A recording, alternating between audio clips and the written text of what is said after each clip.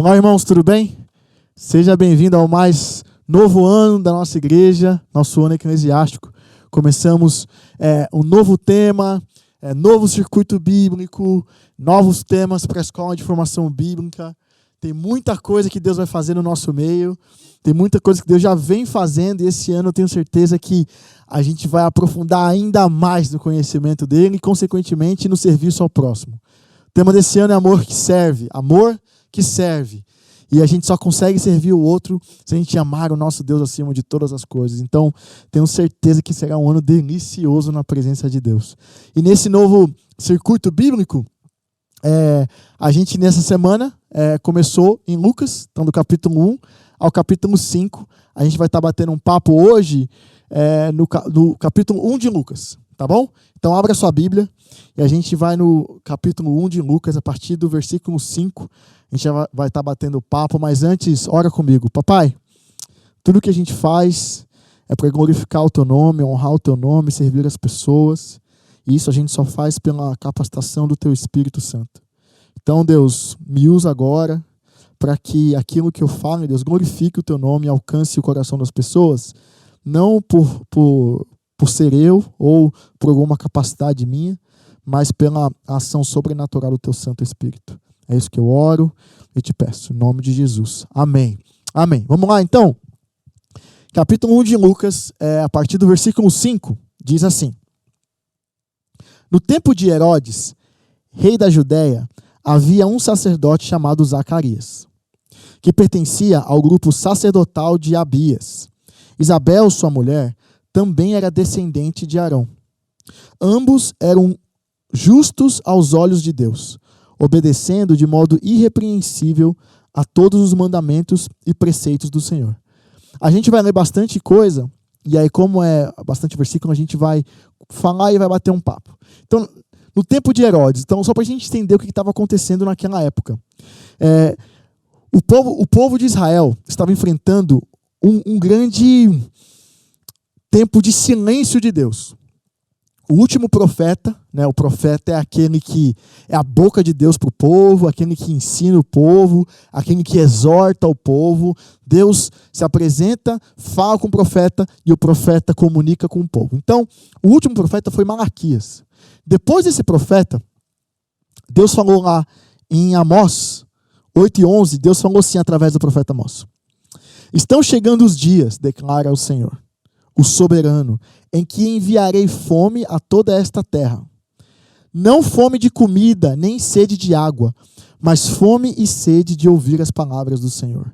Então, isso aqui se refere ao início desse grande silêncio de Deus, onde Deus não fala mais nada, ficou quieto na dele durante aproximadamente 400 anos, que é o tempo que divide aí o Antigo do Novo Testamento, que é a vinda de Jesus. Então, você tem o povo sem essa figura enviada por Deus para ensinar, confrontar, exortar o povo e reconhecido pelas pessoas como profeta, tá sem essa figura. Então as pessoas, mas elas ainda têm as leis dos profetas.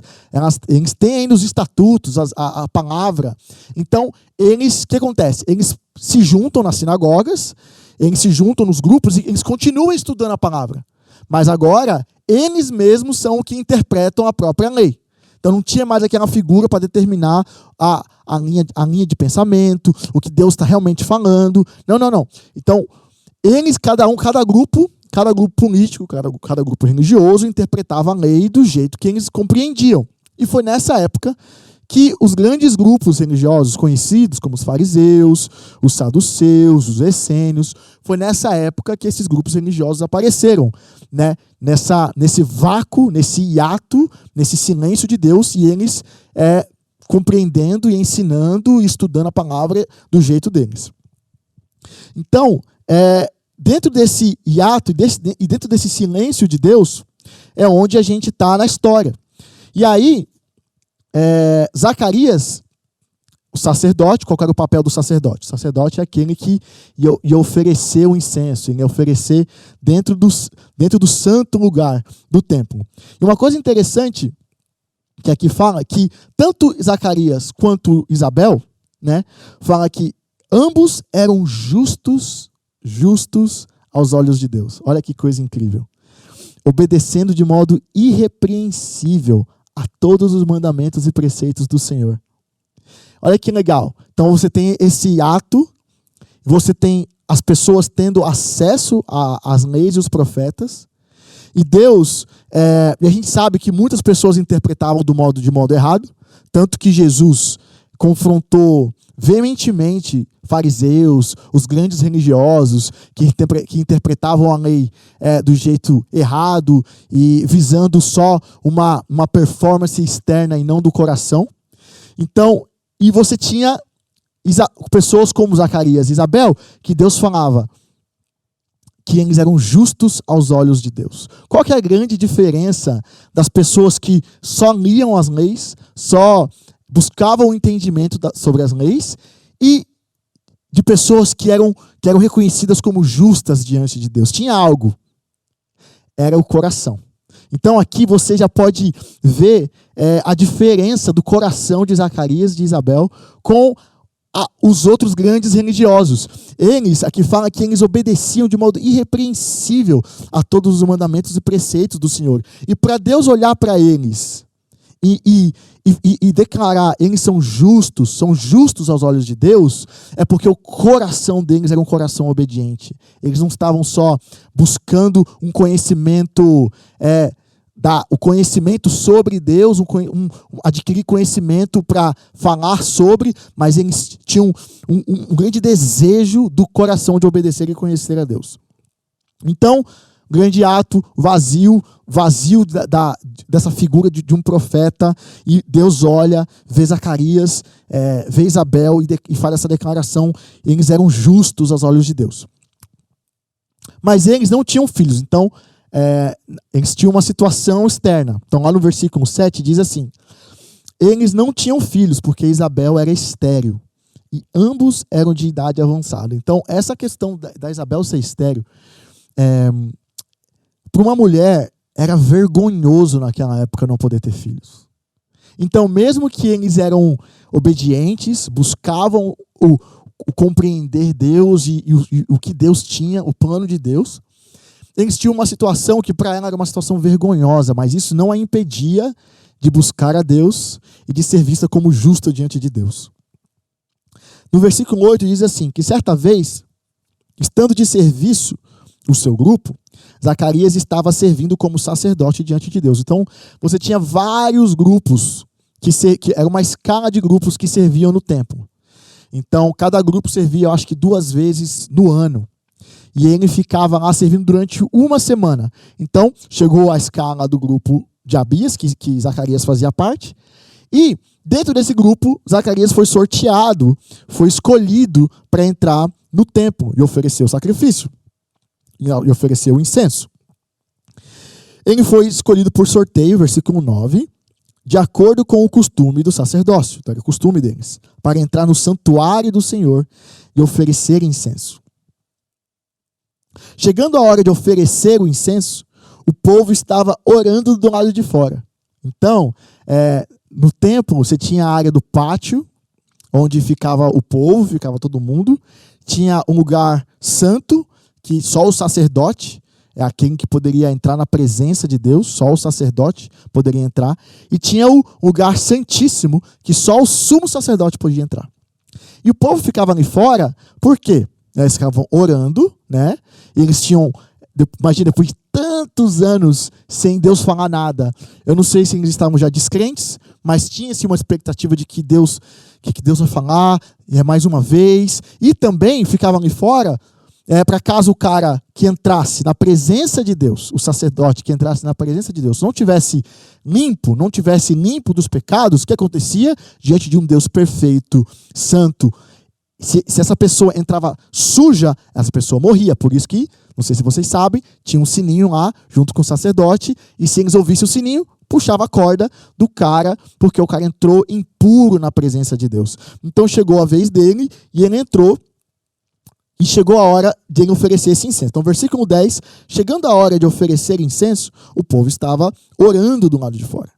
Então, um anjo do Senhor apareceu a Zacarias. Tá? Agora, vamos só pensar aqui. Gente,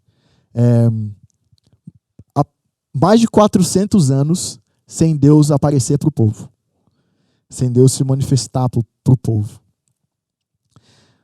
Zacarias entra e um anjo aparece do lado dele. Vamos só se colocar um pouco no lugar dele. Então, quando ele entrou, no versículo 11, diz assim: então o anjo do Senhor apareceu a Zacarias à direita do altar do incenso. Quando Zacarias o viu, qual foi a reação dele? Quando Zacarias o viu, perturbou-se e foi dominado pelo medo. Essa reação dele é uma reação super comum do ser humano quando ele é exposto a uma realidade sobrenatural, a uma divindade, algo que não pertence a esse mundo. É natural essa reação de medo e temor. E aí, quando o anjo apareceu à direita do altar, quando Zacarias viu, se perturbou, ficou morrendo de medo, mas o anjo lhe disse: não tenha medo, Zacarias, não tenha medo, a sua oração foi ouvida. Isabel, sua mulher, dará a você um filho, e você lhe dará o nome de João. Olha que lindo o que o anjo vai falar para Zacarias. Ele será motivo de prazer e de alegria para você. E muitos se alegrarão por causa do nascimento dele, pois será grande aos olhos do Senhor. Ele nunca tomará vinho, nem bebida fermentada, e será cheio do Espírito Santo, desde antes do seu nascimento. Olha a missão dele. Olha a missão de João. Fará retornar muitos dentre o povo de Israel ao Senhor, o seu Deus.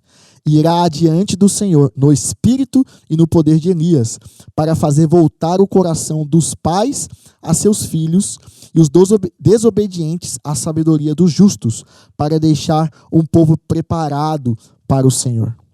Então, o anjo aqui chega para Zacarias, entrega essa mensagem incrível, e olha que maravilhoso. Ele fala que desde o ventre da mãe, João já seria cheio do Espírito Santo. Olha que maravilhoso. Por que isso?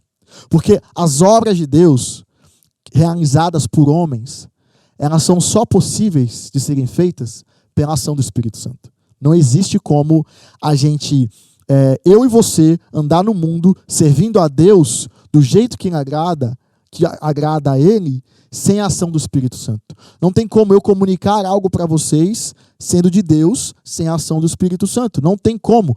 E é o Espírito Santo que nos equipa para o ministério de Deus. Então aqui ele está falando que o João, lá dentro do ventre, ele já tem o Espírito, ele ali no ventre, o Espírito já o equipa para fazer o ministério e a missão que Deus separou para ele. Olha que coisa maravilhosa. E aí, Zacarias, ser humano, como eu e você, imagina, depois desse tempo inteiro sem Deus falar nada, olha a situação, eles já de idade, e, enfim, é super compreensível essa reação de Zacarias. O que aconteceu com Zacarias? Ele perguntou ao anjo: como é que eu posso ter certeza disso? Sou velho e minha mulher é de idade avançada. Então, ao invés de a gente tacar pedra nele, em Zacarias, vamos ser gracioso e compreender que seria a ação de talvez a minha, ou a minha talvez teria sido até pior do que a dele, depois desses anos todos esses anos de silêncio. O anjo respondeu: sou Gabriel, o que está sempre na presença de Deus. Olha, fui enviado para transmitir a você estas boas novas. Agora, você ficará mudo, não poderá falar até o dia em que isso acontecer, porque não acreditou em minhas palavras, que se cumprirão no tempo oportuno. Então, Zacarias duvidou, mas aqui você vê uma coisa incrível que teve a repreensão do anjo, mas teve a graça também.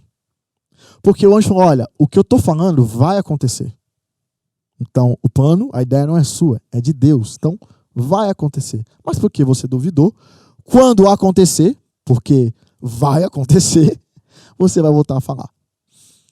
Então, isso é incrível, porque isso dá uma noção da grandeza do plano e da grandeza de Deus diante da nossa pequenez, humanidade e das nossas falhas. Deus dele permanece, o que é dele, o plano dele permanece, mesmo diante das nossas humanidades, pecados, dúvidas, questionamentos. Quando Deus vê em nós um coração justo, obediente, Ele nos usa, apesar da nossa humanidade. Glória a Deus por isso. Enquanto isso, o povo estava lá fora. Lá no versículo 21, fala que enquanto isso, o povo esperava por Zacarias, estranhando sua demora no santuário. Então, imagina, o povo não era de costume, né, o sacerdote demorar tanto, não ouviram o sininho, porque senão teriam puxado a cordinha, e eles estavam lá, ué, o que aconteceu? Está acontecendo alguma coisa. Eles estavam lá na expectativa.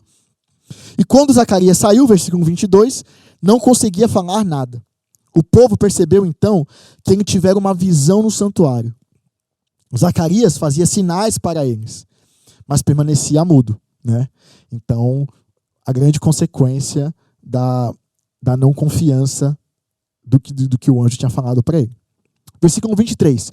Quando se completou seu período de serviço, lembra que os grupos de sacerdotes serviam por uma semana, terminou esse período, ele voltou para casa. Depois disso, Isabel, sua mulher, engravidou e durante 5 meses não saiu de casa. E olha que maravilhoso. Ela dizia, isto é obra do Senhor. Olha só. Olha só.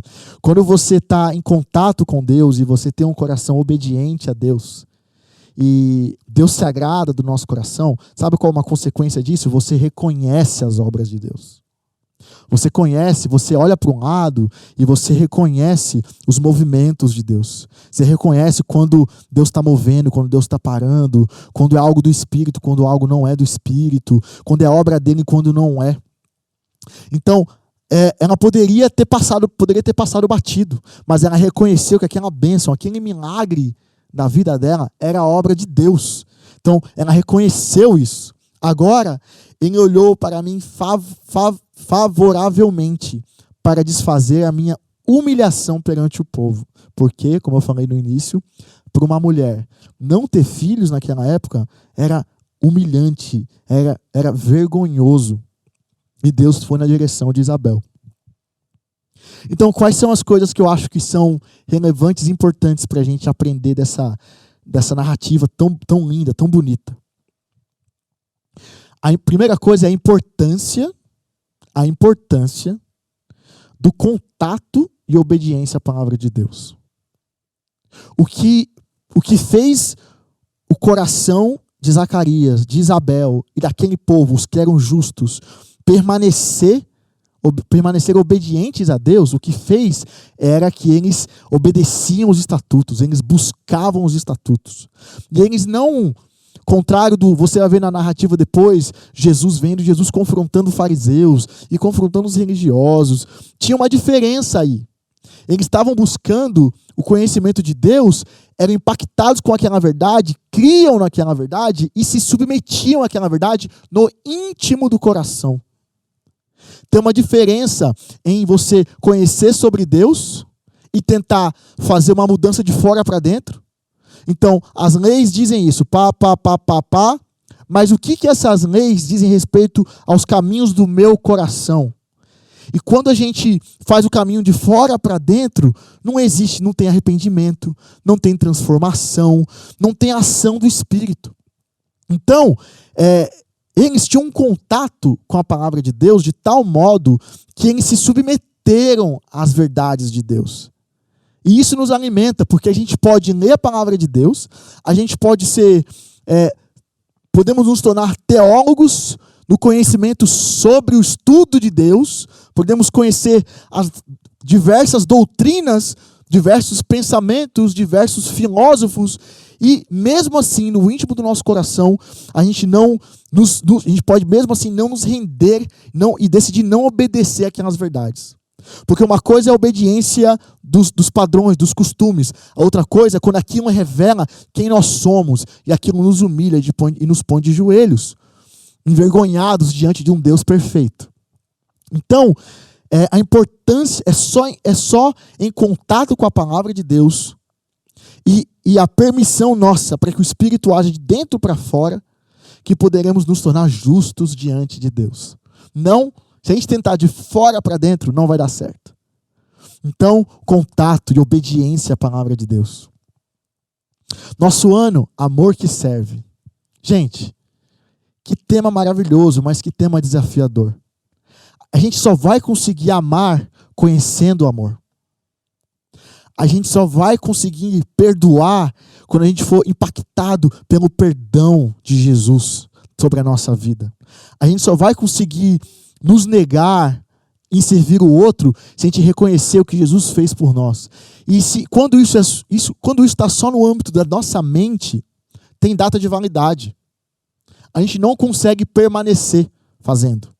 A gente não consegue amar as nossas esposas como Cristo ama a igreja. A gente não consegue servir na comunidade por muito tempo. Porque se a gente se alimenta de forma humana para servir, para amar humanamente e para ir na direção do outro, não tem como perdurar, não dura. Então, só em contato com a palavra de Deus seremos impactados pela grandeza de Deus, que nos humilhará, vai nos colocar de joelho no chão. Seremos impactados pela graça, porque Deus não nos deixa na vergonha. Seremos impactados pela graça e a gente vai conseguir olhar para o outro do jeito que Deus olha para a gente, e a gente vai conseguir servir o outro. Não tem como a gente fazer isso sem um contato com os estatutos, com as leis, com a palavra de Deus. Não existe, não tem como. É impossível. Então, a importância do contato com a palavra. E a segunda coisa é não só ter o contato com a palavra, mas ler a palavra da forma certa. Porque a gente pode ler errado. Quer ver? Se a gente achar que o que está escrito na Bíblia é para vir para o nosso reino e consertar a nossa vida aqui, estamos lendo errado. Se a gente ler os relatos bíblicos do Antigo Testamento e pegar aquilo literal e pegar para a nossa vida, e porque Deus derrubou ali, vai derrubar aqui, porque Deus fez ali, vai fazer aqui, mas isso numa motivação egoísta, nós estamos manipulando verdades do reino e tentando encaixar na nossa realidade, no nosso reino. Não funciona. Estamos lendo do jeito errado. A Bíblia, a narrativa inteira da Bíblia é sobre o plano de Deus e sobre uma pessoa, Jesus. É para Ele e por Ele são feitas todas as coisas, por Ele e para Ele são todas as coisas. Então, se é sobre Ele, não é sobre mim, é sobre Ele. Então, e quando a gente lê e compreende que é sobre Ele, que é sobre o reino, e a gente se rende a essa verdade impacta o nosso coração e muda a nossa vida. Pode mudar as circunstâncias? Pode. Deus faz o que Ele quiser, na hora que Ele quiser, do jeito que Ele quiser. Mas mais do que as circunstâncias, Deus quer mudar o seu e o meu coração. Porque quando Ele muda o nosso coração, assim como Ele alcançou o coração de Isabel e Zacarias, e Ele alcança os nossos corações hoje, independente das circunstâncias, os nossos olhos se abrem e a gente reconhece Deus. E a gente entende que o nosso reino não é daqui. Estamos de passagem. Então, a nossa crença sobre Deus, a nossa entrega, a nossa obediência a Ele não depende mais das nossas realidades, mas depende só do que Ele já prometeu para a gente, garantiu para a gente. Garantiu o céu, o reino, e aí o reino começa a ser realidade aqui, hoje, para nós. E aí isso muda a gente. Então, se a gente olhar para o Antigo Testamento, entendendo que tudo tem a ver com Jesus e com o plano de Deus, muda tudo. Então, Moisés, por exemplo, tudo que ele fez, os erros e acertos, o grande homem de Deus, que libertou o povo do Egito, é para fazer o quê? Para apontar para Jesus, que seria o verdadeiro Moisés. Moisés estava apontando para o verdadeiro libertador, porque lá na frente viria Jesus, que não nos libertaria só de alguma opressão ou escravidão social ou escravidão da terra. Ele veio nos libertar da escravidão eterna. Então, tudo o que aconteceu no Antigo Testamento é para apontar para quem que seria o perfeito. Os profetas. Os profetas, comunicando sobre as verdades de Deus, estavam apontando para o verdadeiro profeta. Qual? Jesus, o próprio Deus. Eu e o Pai somos um. Se você me escuta, se você me obedece, você escuta o Pai. Se você me obedece, você obedece o Pai. Se você me ama, você ama o Pai. E não tem como amar Jesus sem você obedecer os mandamentos. Olha que coisa incrível. Então, a gente sai de cena para a gente compreender Deus. Só porque Ele é, porque Ele fez, e isso muda o nosso coração, transforma o nosso caráter. Precisamos ler a Bíblia na perspectiva do plano de Deus e não na perspectiva de que Ele vai consertar a nossa vida terrena, porque Ele já consertou a nossa vida eterna. E última coisa, a gente pode refletir sobre, olha só, a graça de Deus. Porque, gente, nós somos humanos como Zacarias. E Zacarias foi humano como nós. E mesmo assim, Deus permaneceu e cumpriu o que ele falou que ia fazer. Olha que coisa incrível. Isso aí dá um descanso no meu coração, sabia? Porque eu começo a refletir na minha própria vida e falo, nossa Deus, como é que você permitiu tantas coisas que você permitiu na minha vida? E eu, sendo quem eu sou, eu sei das batalhas do meu coração. E mesmo assim, Deus olhou para mim e falou, só vai, porque é o meu Espírito através de você.